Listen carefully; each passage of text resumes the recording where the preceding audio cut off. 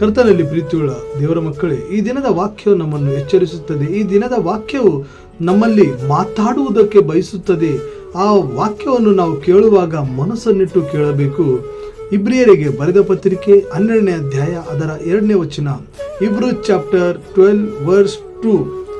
ನಂಬಿಕೆಯನ್ನು ಹುಟ್ಟಿಸುವವನು ಪೂರೈಸುವವನು ಆಗಿರುವ ಯೇಸುವಿನ ಮೇಲೆ ದೃಷ್ಟಿ ಇಟ್ಟು ನಮಗೆ ನೇಮಕವಾದ ಓಟವನ್ನು ಸ್ಥಿರಚಿತ್ತದಿಂದ ಓಡೋಣ. ಈ ವಾಕ್ಯವು ನಮಗೆ ಹೇಳುತ್ತದೆ ಅದೇನೆಂದರೆ, ನಾವು ಯಾವ ರೀತಿಯಲ್ಲಿ ಈ ಲೋಕದಲ್ಲಿ ಓಡಬೇಕು, ಯಾವ ರೀತಿಯಾಗಿ ಯಾದರ ಹಿಂದೆ ಓಡಬೇಕು, ಯಾವ ವಿಷಯದ ಹಿಂದೆ ಓಡಬೇಕು. ಯಾಕೆಂದರೆ ನಮ್ಮ ಮುಂದೆ ನಾವು ಕ್ರಿಸ್ತನನ್ನಿಟ್ಟುಕೊಂಡು ಓಡುವುದಾದರೆ ನಾವು ಜಯಮಾಲೆಯನ್ನು ಹೊಂದುತ್ತೇವೆ.